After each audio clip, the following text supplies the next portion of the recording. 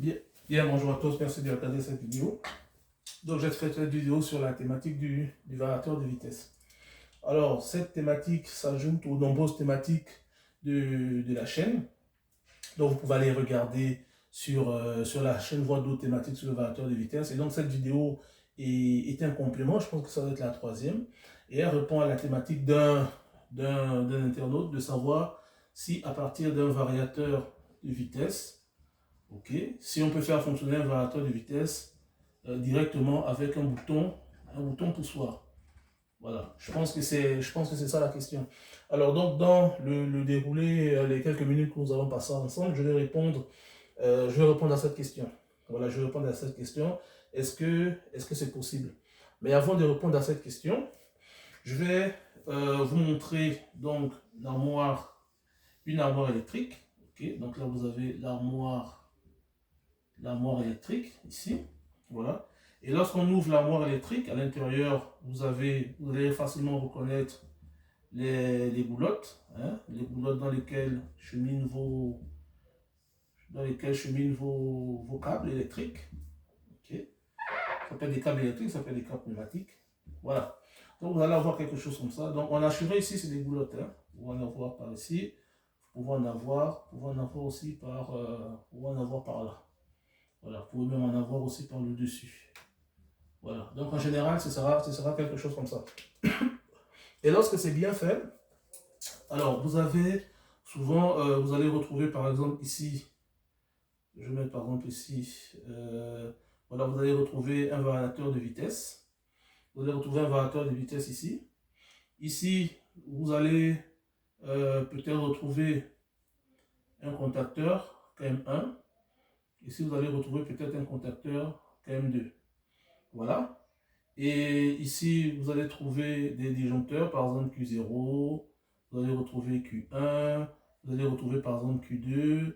Ici, vous pouvez retrouver par exemple un transfo T1, par exemple. Hein, c'est des choses qu'on peut avoir. Et quelque part en dessous, vous pouvez avoir une batterie de relais. Hein, vous pouvez avoir des relais. Vous pouvez avoir des relais RT, RT, pour avoir des relais. Pour avoir des relais. Et en dessous ici, vous avez donc des borniers. Hein, vous avez des borniers. Je peux représenter par exemple cette première série des borniers par l'appellation X1, une deuxième série X2, une troisième série X3, une troisième série X4 par exemple. Voilà.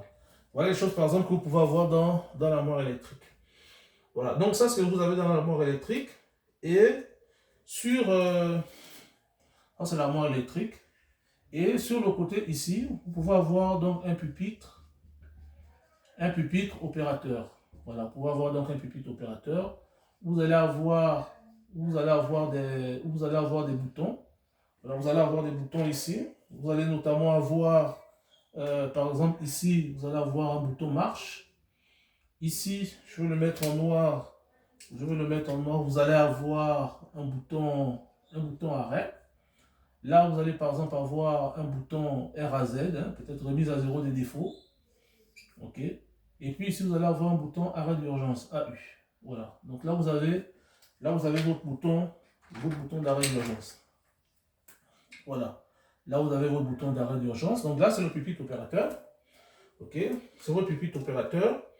Et donc, tout cet ensemble électrique aura par exemple pour rôle, hein, de faire peut-être fonctionner, ici vous avez un moteur électrique qui va tourner dans ce sens.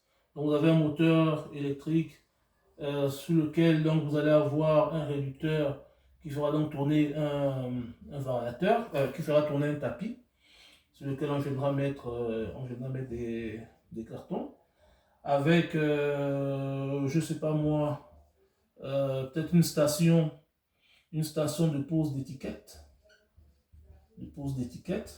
Voilà. Et donc, la mise en marche ou l'arrêt du moteur, bref, le moteur sera asservi par un variateur de vitesse qui va plus ou moins réguler la vitesse du convoyeur. Okay? On va prendre ça comme ça. Après, pourquoi on va pas répondre à cette question. On va juste se dire, on va convenir que ce moteur électrique M1, ok, est assujetti au variateur de vitesse variateur de vitesse 1 et au contacteur KM1. Voilà. Donc, ce qui va se passer, pour répondre à la question de notre internaute, là, ce qui va donc se passer, c'est que ben, ce moteur-là, ici, ce moteur M1, on va se dire qu'il trouve ses phases sur X1, en L1, L2, L3, par exemple. Voilà, il va trouver ses phases, il est pris sur X1, et que ces phases, ok, ces phases vont venir dans les boulottes sur notre V1 ici. Voilà, vont venir donc sur notre V1. Et bien entendu, notre V1, notre V1 ici, lui, on va se dire qu'il est, il est alimenté par Q2, par exemple. On va dire qu'il est alimenté par Q2 en 380. Voilà. Donc 380 en amont, ou 400, 380 à la sortie ici. Voilà, donc on va se dire ça. Voilà, on va se dire ça. Et on va se dire, le bouton marche. Le bouton marche, le bouton d'arrêt d'urgence et le bouton d'arrêt normal, hein, contrôle le variateur de vitesse. Voilà, donc ce qui va se passer, c'est que nous allons avoir donc notre transfo. On peut ajouter ici un Q3. Voilà, donc on va avoir par exemple Q1 qui va, la sortie de Q1 qui va venir alimenter notre T1 par exemple, et la sortie de notre transfo. Ok, on va sortir, ok, en phase et neutre ici, on va dire en 24 volts. Donc on sortira ici, on passera d'abord par notre arrêt d'urgence, qui sera un contact normalement fermé. Ensuite, on viendra par notre bouton stop, qui sera un contact normalement fermé. Et ensuite, on viendra par notre bouton marche, qui lui sera un contact normalement ouvert. Voilà, qui sera un contact normalement ouvert. Ok. Et la sortie donc de notre bouton marche viendra par exemple sur X4. Voilà, il viendra sur X4 ici. Ok, donc on va rentrer par le dessous. Et on sortira par le dessus. On va cheminer dans les boulottes, cheminer les câbles, et on viendra sur le variateur de vitesse. Donc on viendra se brancher sur, disons, la borne qu'on appelle LI1. Voilà, donc on viendra se brancher sur la borne LI1. Voilà. Donc qu'est-ce qui va se passer qu'est-ce qui se passe en temps normal? Mais ce qui se passe en temps normal, c'est que votre opérateur, ok, votre opérateur, ouais, votre opérateur, ok, donc il va, bien entendu, le bouton d'arrêt d'urgence, il est en position normalement fermée, donc il est retiré. Le bouton stop, normalement fermé, ok, il n'y a pas de problème. Il va donc presser sur le bouton marche. Voilà, il va presser sur le bouton marche. En pressant sur le bouton marche, on aura donc notre phase, notre 24, qui va cheminer. Il va passer par NC, good, le contact est fermé, donc le courant circule. Il arrive au niveau du bouton arrêt, c'est un contact qui est fermé, le courant circule. Et il arrive au bouton marche. Vu que c'est un contact ouvert, ben, il s'arrête.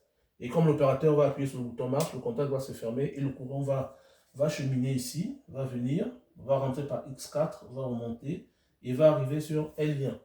L1 qui, dans les paramètres du variateur, ont été enregistrés ou a été enregistré comme étant la phase de démarrage de notre moteur électrique.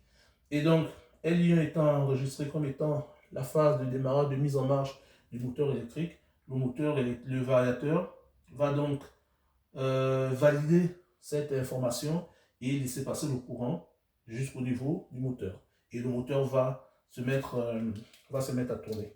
Voilà, il va se mettre à tourner à une vitesse V, ok, pendant un temps T. Voilà, il va se mettre à tourner à une fréquence V pendant un certain temps en fonction du paramétrage. Hein. Tout ça va dépendre du paramétrage. Voilà. Donc, voilà. Donc, ce sera comme ça. OK. Donc, ce sera comme ça. C'est cette information sur le bouton marche, OK, qui vient au niveau du L1, qui va donc être traité par le variateur et donc autoriser le passage du courant vers le moteur qui lui va donc tourner pour convoyer les cartons. Donc, à la question, est-ce que à partir d'un bouton poussoir, on peut faire fonctionner un variateur de vitesse? Oui. La réponse est clairement oui. On peut faire fonctionner à l'aide d'un bouton poussoir. Et je vais même encore aller plus loin. Je dirais qu'on peut faire fonctionner un variateur à l'aide d'un bouton poussoir. On peut le faire fonctionner à l'aide de capteurs. Hein, à l'aide de capteurs, hein, ça peut être des capteurs de niveau, ça peut être des capteurs de vitesse, ça peut être des capteurs de niveau, vitesse, de température. Hein, de température. Voilà, ça peut être des capteurs de pression. Ok. Voilà. Donc, à partir des capteurs, hein, à partir des capteurs, on peut effectivement faire fonctionner notre convoyeur. Alors, qu'est-ce que ça veut dire? Ça veut simplement dire, par exemple, que notre bouton marche ici. Ok. À partir de notre bouton marche, je vais enlever ça, parce que vous l'aurez compris. Vous l'aurez compris. Donc, vous pouvez avoir, ici, on peut avoir une cuve. On peut avoir une cuve avec un certain liquide. Ici, on n'aura plus notre convoyeur. Je vais prendre un autre exemple. On aura donc notre cuve. Ok, on aura notre cuve. Et sur notre cuve ici, on aura une pompe. Voilà, on aura une pompe qui va aspirer. On aura une pompe. Attendez, je vais mettre ça pour que ce soit quelque chose de plus parlant. Voilà, donc on aura une pompe ici. Ok, et qui va aspirer et refouler quelque part. Voilà. Donc là, c'est le refoulement. Et là, c'est l'aspiration. Voilà. Donc on aura ça. Donc c'est une pompe. Hein, une pompe qui est pilotée par un moteur électrique. Voilà. Et donc cette pompe a pour rôle d'aspirer donc le liquide et de l'envoyer vers le refoulement, donc vers le process. Voilà, donc ça c'est le remplissage. Ok. Ça c'est le remplissage. Et donc pour contrôler ce remplissage, on a donc une sonde. On a une sonde ici. On a une sonde de niveau. Voilà. Il y a une sonde de niveau ici, bien entendu, qui a été calibrée. Hein, qui a été calibrée pour voir. C'est une sonde de niveau électronique.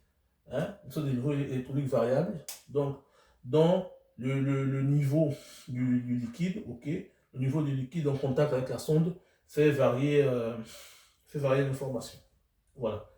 Et donc, ce qui se passe en matière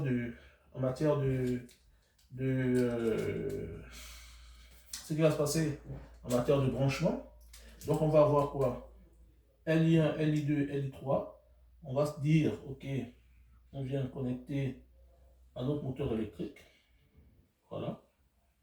Voilà, donc notre moteur électrique est alimenté LI1, LI2, LI3 par le bornier X1. Ok. Et ensuite, qu'est-ce qu'on a? On a notre sonde ici. Comment est-ce qu'elle va être connectée? Ben, vous avez donc le transfo qui sort de 24 volts. Donc on aura la phase, ok, qui sera donc connectée sur notre sonde.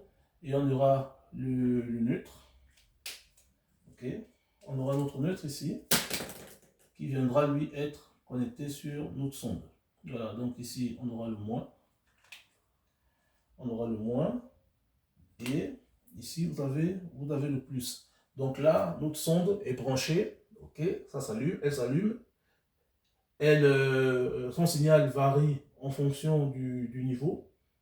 Mais nous n'avons pas de démarrage du moteur. Donc ce qu'il faut faire, c'est donc nous allons prendre donc le troisième fil, donc le signal. Nous allons prendre le signal ici, qui passera, qui viendra, on va dire, par X3 ici. Là, je vais enlever, voilà, qui viendra par X3, qui sortira, ok, et qui viendra sur L1. Voilà, qui viendra sur notre L1. Voilà, qui viendra sur notre L1, et donc il va générer le démarrage qui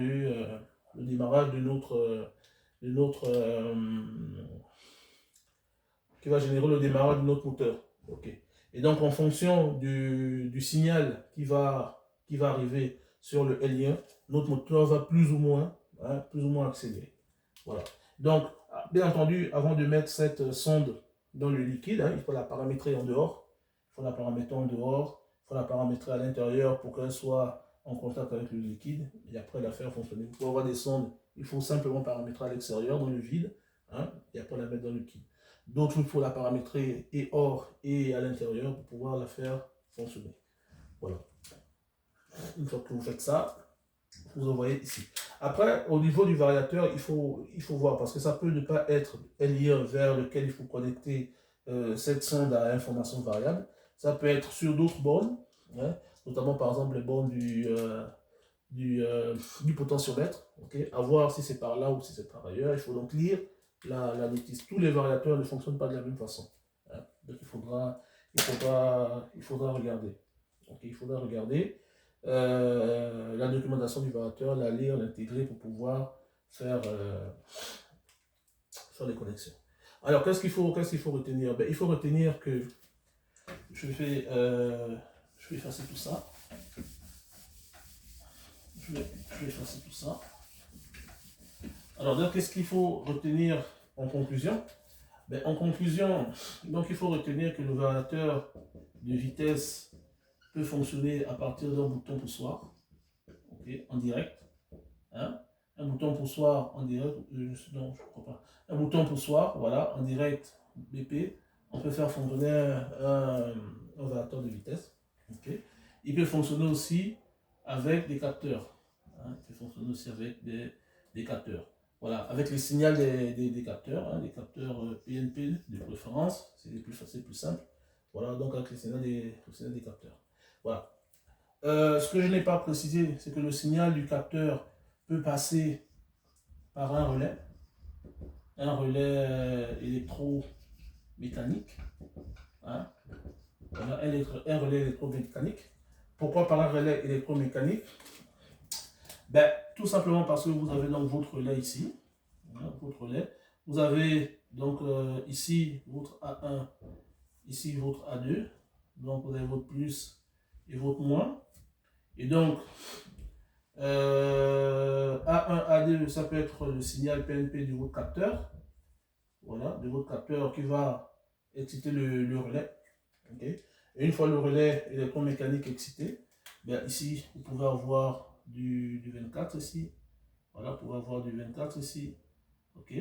Et cette sortie peut aller sur le variateur de vitesse. Cette sortie peut aller alimenter par exemple des voyants. Voilà, alimenter des voyants, alimenter une sonnerie, alimenter une sonnerie, ou bien démarrer un autre moteur. Démarrer un ou plusieurs moteurs.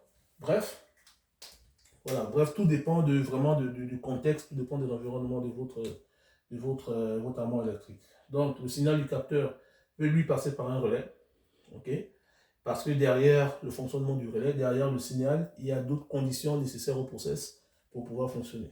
Voilà.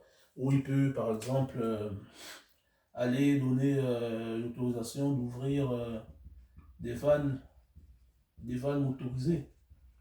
Voilà, des vannes motorisées, de telle sorte que lorsque le moteur, lui, va tourner, en même temps, les vannes motorisées s'ouvrent pour pouvoir laisser le fluide le temps de circuler. Et ce sera intéressant parce que le moteur, lui, il aura donc une rampe d'accélération. Il aura une rampe d'accélération après une rampe de stabilisation. Et donc, pendant qu'il est en train d'aller vers sa rampe de stabilisation, les vannes s'ouvrent. Et donc, le refoulement du moteur est gavé. Et donc, on n'aura pas de cavitation. Voilà, donc voilà ce que j'avais pour vous, pour répondre à la question de notre internaute. Donc, c'est possible. Hein? C'est possible. Voilà, c'est possible. Donc, merci, je vous dis merci d'avoir regardé cette vidéo. Merci d'avoir regardé cette vidéo sur le marathon de vitesse. Merci d'avoir regardé la vidéo. Merci de vous abonner sur MEI Academy. Voilà, MEI Academy. Merci de vous abonner sur la chaîne YouTube. Hein? MEI Academy. Merci de laisser un like, un commentaire si vous avez aimé la vidéo ou si vous n'avez pas aimé. Ou s'il y a quelque chose que vous avez voulu voir en plus. Hein? Merci de laisser le commentaire. Merci de laisser un like, un j'aime. Merci de partager. Merci de vous abonner. Allez, salut, à la prochaine.